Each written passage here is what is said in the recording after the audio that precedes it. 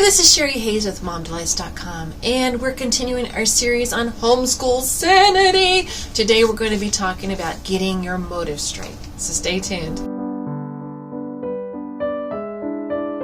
So as we've been going through, and I'm kind of loosely following this outline, I'm kind of take some detours to add some added information. Added? Anyway. So basically the first part of the first chapter, I'm introducing the different methods of homeschooling. I'm talking about our basic precepts, and I can go over that still. But I wanted to talk, I mentioned this, I touched on this the last time I made a video, and it was kind of like how you have to decide why you're homeschooling in order to know how to proceed. And so I think that it's of utmost importance that you get this settled as soon as you can. And I'm also going to share with you some of the pitfalls a lot of us who are like the pioneers. I wasn't really on the first wave. I was like I heard about homeschooling in 1984, but I didn't start homeschooling officially, because we're always teaching our kids, right? Until 1989. And so between those years, a lot happened in the homeschooling movement, but we were just like in its infancy, shall we say. And a lot of the different reasons that a lot of us homeschooled as pioneers, as the first wave, shall we say, of homeschooling, I think we learned a lot, and I don't think a lot of people are talking about what we learned. So I'm going to share with you one of the pitfalls that we've made over the years, and maybe it'll keep you from making the same mistakes. Okay, first of all, I guess it's more than one thing, but it's kind of like in the same area. There are 3 ways that you can see your child when you're homeschooling. 3 basic ways. One of them is to see your child as a product, okay? The second is to see your child as salvation, and I'll explain that further. And the third is to see your child as a person. Okay. Now, the first one, I think it's going to be kind of obvious what I'm trying to get with this. Okay, so when we think of our education system in a conventional way, what we've been used to over the last maybe 100 years or so, is we think of children in general as products. Okay, so we put them through a system of different academic exercises, and they come out and they're like in this neat little package, and they do these neat little things the way we want them to do. Now, that's the view of a lot of social engineers, and it's what we've all been taught that schooling is supposed to do. It's supposed to take raw material and turn it into a project, or take raw material and turn it into a product, an end product. And so when we start homeschooling, because that's what we came up under, we obviously are going to try to replicate that in some way, shape, or form, right? So it's like, okay, so we are going to have to, when we buy curriculum, because it's in the back of our minds that we have to take this child and we have to give him the things that will make him ready to do the things, to act the way, to live the life, right? So we've been taught, well, a child needs to be able to learn this and sit this way, and you know what I'm saying? It's the whole system. It's the system. See, I wanted to bring this out. So a lot of us are thinking, I don't want to put my kids in public school because of whatever the gobbledygook horrible things that are going on. But I want to put them in public school if I can, or a private school. A private school, they'll be sheltered from it and everything, and it'll turn out right. And what you don't realize is, and finally some of us homeschool because we can't afford the other one, and that's how I started. But I want you to examine something about the public school system that maybe you didn't realize before, is that whole system is set up to make products. Okay. Rockefeller himself, who was, he was a great philanthropist for all things like this, he said that they didn't want to put people in school to be educated, but to make more workers. You see, workers have to know their place. You can't have corporations that need lots and lots of employees if you have people who think Because people who think realize, I don't necessarily want to work for this person. I want to have my own thing, right? I want to have some autonomy. I want to be able to make the profits myself, etc., and so on and so forth. So if you're a corporation that needs workers in order to build your financial system, then you can't have people that are competent enough to think they could do something like that. So you want to have them competent enough to work in your factories and different things, but you don't want them to think, well, I was reading a book the other night and it gave me this idea, because it messes, then you don't have workers anymore, and then it messes up your whole system. So our school system turns out a product, and then also within the school system, they kind of put people into different categories, right? Have you ever noticed that? It was really extremely obvious when I was in school in the 70s, okay? When I was in junior high, and middle school is what you call it now, we called it junior high, they siphoned us off into different categories. There were tracks. They actually called them tracks. There's track A, which is the highest, track B, and then track C, they weren't sure they were going to make it. They weren't really worried about it, but they'll probably be a factory worker. Anyway, so track A, though, was not supposed to be the entrepreneurs that are supposed to make the small business. Track A's were the ones that were going to be the executives and the engineers in the companies that the oligarchics were creating. Okay, so none of them were taught to think on their own. However, in the highest track, they were supposed to go to college and become the workers that they needed that had more intellectual ability. And then the middle ones were going to be like the skilled workers. That's track B. I mean, it was serious. It's just like that way, okay? And the ones on the bottom, though, the bottom feeders, the D's, they were going to be like the janitors, They had it all set up. I'm not kidding you. So we have that mindset.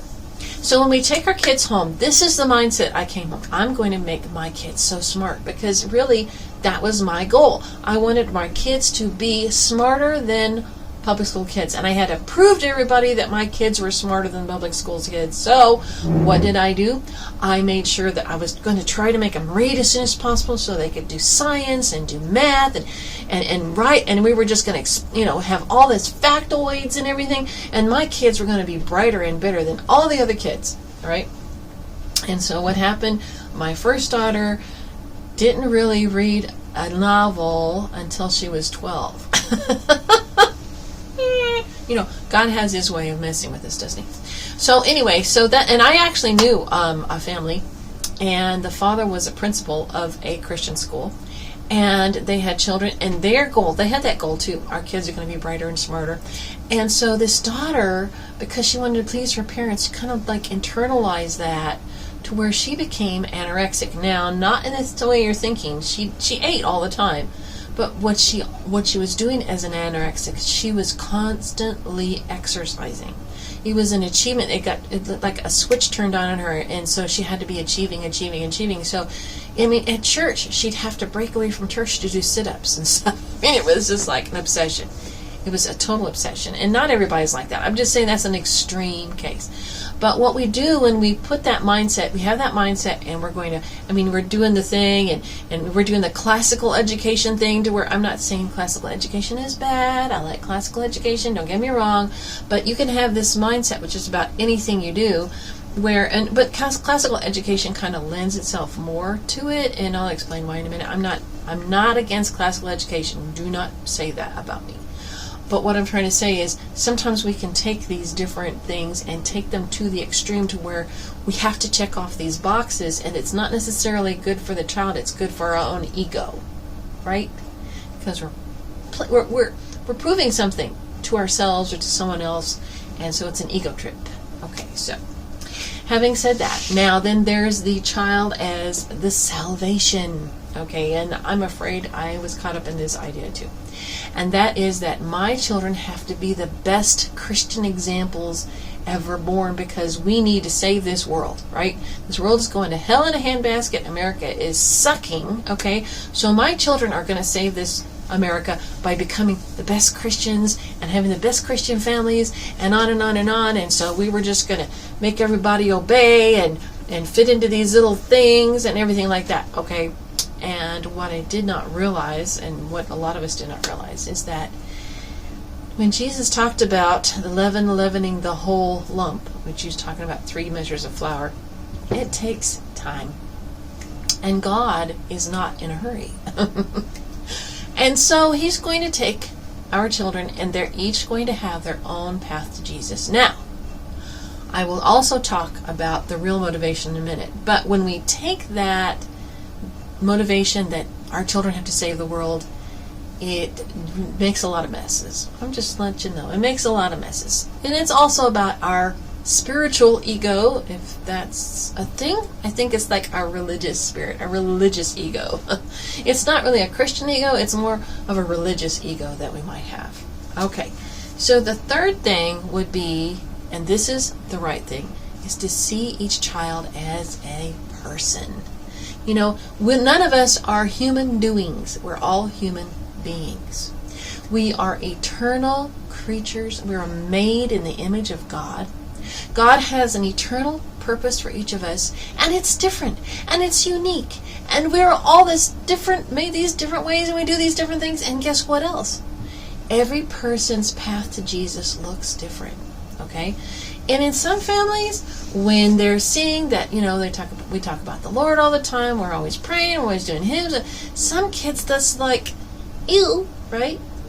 And so they might go along and they might do the behavior thing because, you know, what parents basically do is we try to put good behaviors in our children, keep them from killing themselves before they get to be 20, right?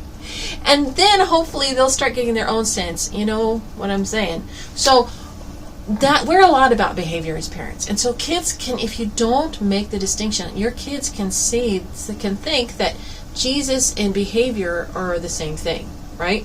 When we know that because of grace, there's nothing any of us can do to earn our salvation, and that has to be stressed. So anyway, but seeing our children as persons, and you know, Charlotte Mason talks about that too, that they are unique, they each will stand before God, and we need to make sure that we communicate to them that they are able to make their own choices.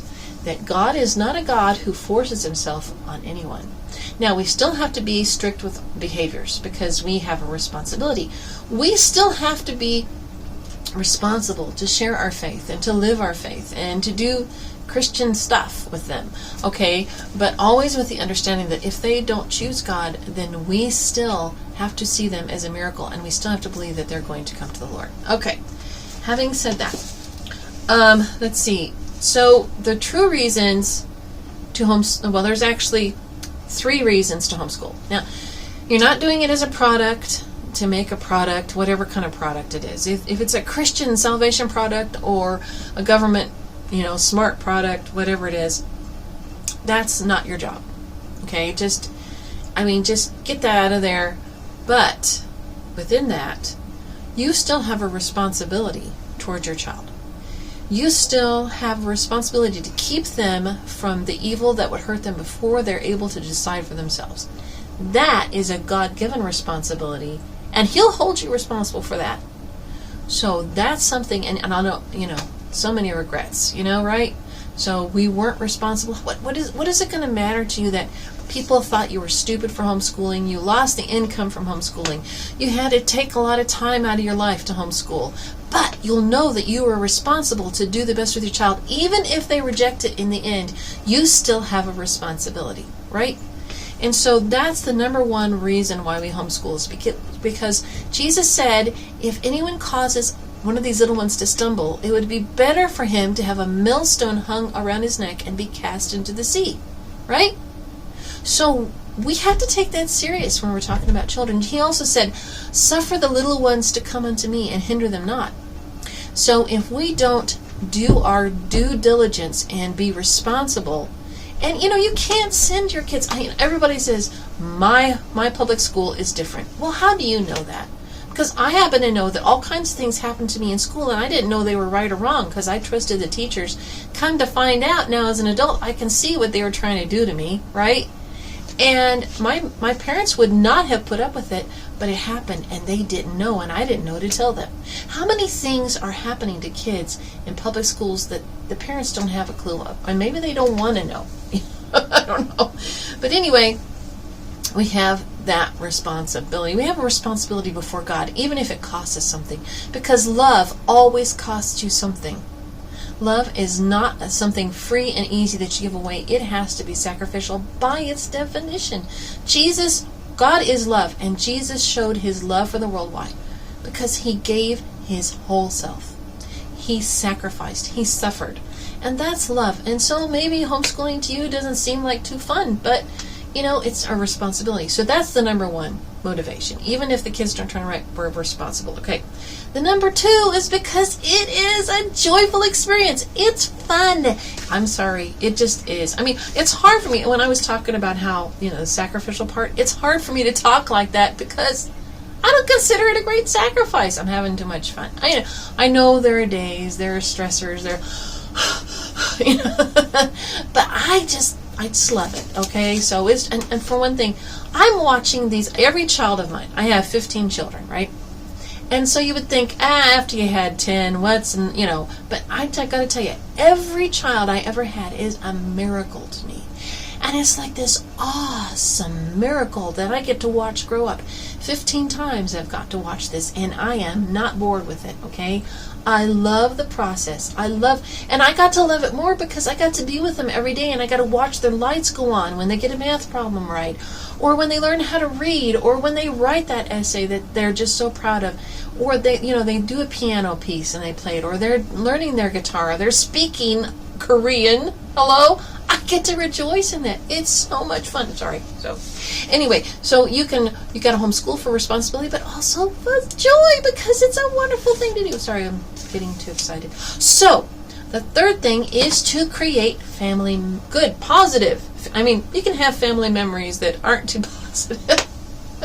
But hopefully because you homeschool, you can create a lot more positive family memories. Now, when you have teens that aren't catching on, it can be a little hard because now you're trying to have family memories and they're just like, whatever, So you might have to say, well, honey, you go play some video games. No, I'm kidding. We don't even have video games. But anyway, I'm just joking. Or go to your room and let us have fun. No, but anyway, as I'm saying, create positive family memories. I mean, you have so much more opportunity. When school starts and everybody's in school, well, you have all of the, you have amusement parks, you have all kinds of places you can go and just spend time as a family because you're not stuck to the school year. You can go in the middle of a week in early September and go have fun someplace that everybody else has abandoned because they're in school. But hey, you can go there and have fun. You can actually have more opportunities. If you want to go camping in the middle of the year, you want to go visit grandparents, you're not stuck to the school schedule. You can go anytime you want. Yeah, perks, right? So anyway, those are the reasons. Anyway, so I hope that gives you some food for thought. That, we talked about you have to know why. Now, within that, if you have a child who wants to be an engineer, they're going to have some college, okay? And so you're going to have to do some SATs maybe and stuff like that. But if you can do it in such a way, if that child's really motivated and it's not you motivating them, then they are going to want to do that themselves. They're going to say, Mom, I just love math. Can you give me more math?